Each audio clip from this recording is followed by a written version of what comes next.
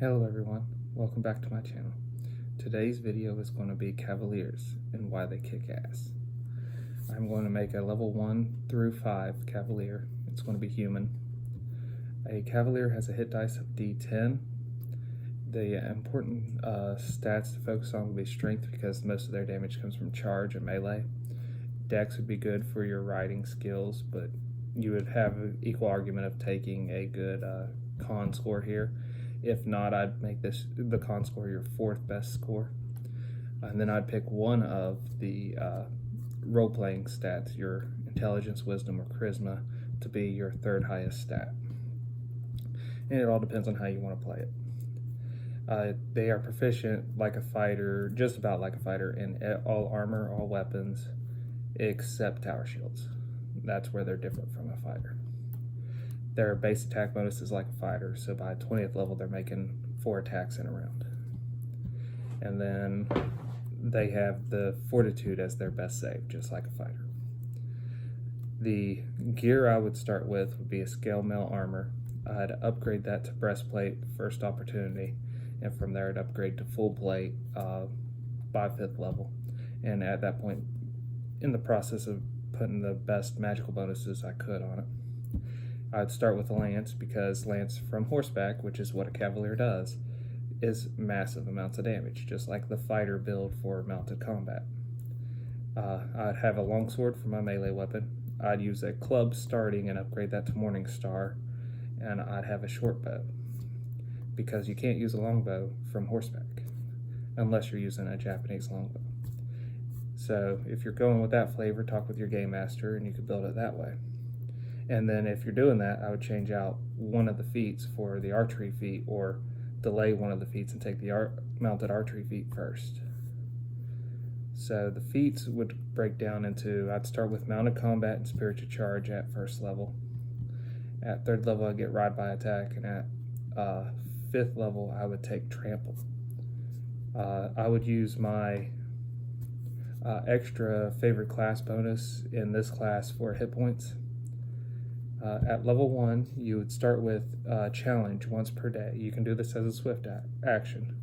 You can challenge one target, and that target you get to add your level to melee damage.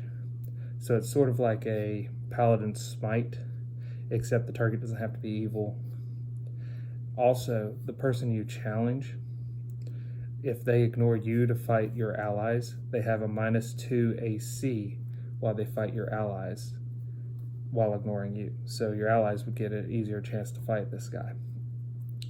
You also start with a mount. A mount is like a druid's animal companion. So it follows that. You treat your level as a druid's level, so it follows that progression. But the mount has to be rideable. So for a human, it has to be a horse. For a smaller character, it needs to be like a riding dog or wolf or something. And it's all based on the druid's progression, so you could look to see when you could upgrade. If you wanted something besides a horse in later levels, like a Pegasus, you'd have to get approval from your game master, but I don't see why it would be impossible.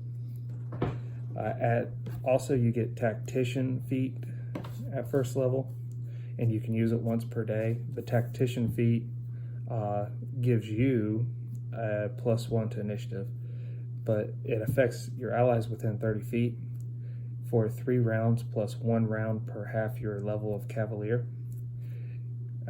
It gives you and your allies +2 on attack rolls when making attacks of opportunity. So you know if an enemy is going to provoke a lot of attacks of opportunity, this would be very useful. All Cavaliers are part of an order. Think of them as a organization that has its own edicts to follow, so its own lawful descriptions to follow. You don't need to be lawful to be a Cavalier, but it feels like it's played more that way with all these minor restrictions. The order I picked was Order of the Dragons, but all orders are pretty cool. You just need to figure out which one would fit for the Cavalier you're trying to design at the time. The Order of the Dragon gives my allies at 1st level +1 attack versus the target of my challenge. So not only do I get the bonus to damage for the person I challenge, my allies would also get a bonus to the attack, and if the challenge is ignoring me, their AC is also lower. At level 2, I gained my first order ability as the official order abilities, which is aid another. The bonus for aiding another, when I do it, increases to +3 to AC, attacks, skills, and saves. So they would benefit greatly when I use the aid another action. At 3rd level, you have Cavaliers Charge. You get +4 attack when you charge from the horse. And you suffer no AC penalty for charging. So not only do you get a bigger attack bonus for charging, you also have no AC penalty when you charge your enemies. This is very beneficial. Combine that with the ride-by attack by that time, and you can also hit your enemy with any higher AC and be further away from your enemy. At level 4, you get challenged 2 times per day. So that increases how many targets you can do in a total night's worth of adventuring. At future levels, you get even more uses per day. And there is feats to give you more challenge uses per day. So I would look at those for levels above 5th. You also get Expert Trainer at this level. You get to add half your level to handle animal checks to train horses and mounts and such. You can reduce the time of 1 week into a day, and that would add 5 to the DC. You could also train more creatures at the same time, but you add +2 to the DC per creature you add to what you're trying to train. You also could train and teach tricks to animals and mounts and stuff. So if things need to know certain tricks for their use, you could train them that, and then say I got a dog and then I teach it a few tricks. I can then sell the dog with the tricks. You get the idea. Party member has something that has space to learn some tricks and they want it to know some stuff, you can train it. At 5th level, you gain Banner. So while you're carrying the banner or while your banner's on your horse being displayed, it's a 60-foot radius centered around there. Your allies receive a +2 morale bonus versus all fear checks.